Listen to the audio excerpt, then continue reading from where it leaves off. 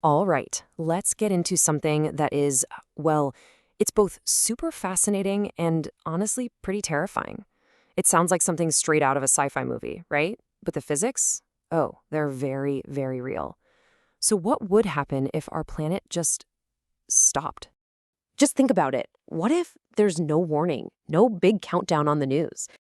Everything you know, everything that feels so solid and stable, just stops. In less than a second, we're talking about slamming on the brakes on a planetary scale, an instant hard stop. And that changes everything.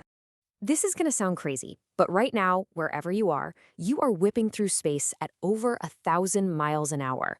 That's about 1,600 kilometers per hour. We don't feel a thing, do we? But our planet is in constant, incredibly fast motion. And that's the key right there. This spin that we can't even feel, it's the foundation for literally everything. It's like the quiet background hum of reality.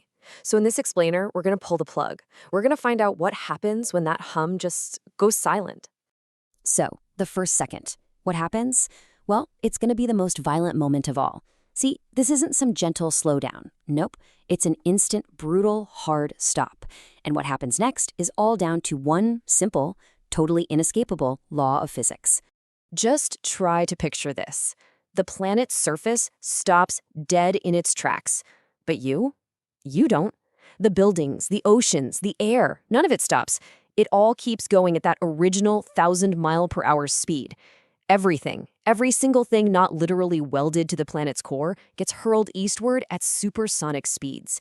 The surface would be wiped clean. And the name of that destructive force? It's inertia. You probably remember it from science class. An object in motion stays in motion. Things like to keep doing whatever they're already doing. So when the Earth stops, well, our inertia just keeps on going. Okay, here's the best way to think about it. The bus analogy. We've all been there, right? You're on a bus, it's moving fast, and then the driver slams on the brakes. What happens? Your body keeps moving forward. You lurch. Now, just imagine that bus isn't going 30 miles an hour. Imagine the bus is planet Earth, and it's going over 1,000. That little lurch, it's not a lurch anymore. It's you being launched at supersonic speed.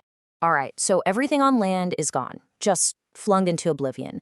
But we're not done yet, not even close, because two other huge things also have inertia, our atmosphere and our oceans. The air we breathe, it wouldn't stop with the ground.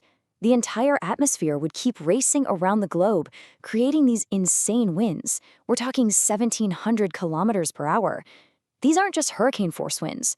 We're talking winds so fast they'd catch fire from friction. They would literally scour the rock off the continents. And then there's the water. This quote here really says it all. Maps would become lies.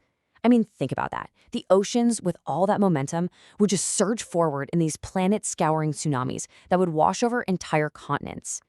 So you've got this nightmare 1-2 punch, right? First, supersonic winds of fire scraping the planet clean. And right behind them, these unbelievable walls of water, just erasing coastlines. Our maps wouldn't just be wrong, they'd be artifacts from a world that doesn't exist anymore. Okay, let's say somehow you survive the initial fling, the fire winds and the global tsunamis. What's left? Well, the planet itself would start to change its shape. The very geography of the Earth would be redrawn. See, our planet isn't a perfect sphere. It actually bulges a little at the equator because of how fast it's spinning. That's centrifugal force. Well, you take away the spin, you take away that force. And then gravity, the ultimate boss, just takes over and pulls everything into a much more perfect sphere. And the result of that? It's wild. All that ocean water piled up at the equator would just flow away towards the poles. So you'd end up with this massive strip of dry land all around the middle of the planet, one giant supercontinent. And at the top and bottom, two new gigantic polar oceans. Oh, and if all that wasn't bad enough, there's more. The Earth's rotation is what powers our magnetic field. You know, that invisible shield that protects us from all the deadly radiation from space? Yeah, that. Without the spin, the shield just collapses. The surface is left totally exposed. So, new continents, no radiation shield, what would life even be like? Well, the idea of a day would be gone. A single day would now last an entire year because the Earth would only spin around once as it went around the sun. Think about what that means. You'd have a planet totally divided. One side would face the sun for 6 straight months, just constant scorching heat. Meanwhile, the other side would be stuck in a 6-month-long night, a frozen, dark wasteland. Which, of course, brings us to the biggest question of all.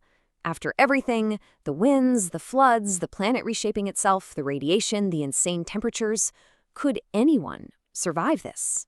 The chances are not great. Survival would be pretty much impossible unless you were in very specific places. Maybe deep, deep underground to escape the radiation and the heat. Or maybe in that tiny little sliver of twilight right between the burning hot side and the freezing cold side. But even then, we wouldn't be in charge anymore. We'd just be guests on a planet that turned hostile. So when you pull back from this whole crazy thought experiment, it really makes you think about where we are right now. We're all living on this spaceship, basically, and it's moving way faster than a jet. And yet, we feel completely still. It's kind of amazing, isn't it?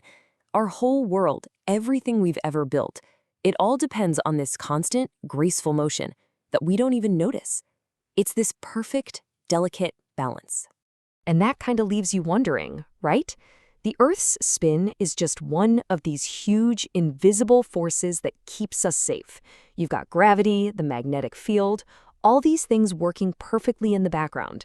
So what other invisible forces are out there, protecting us every single second that we just take for granted?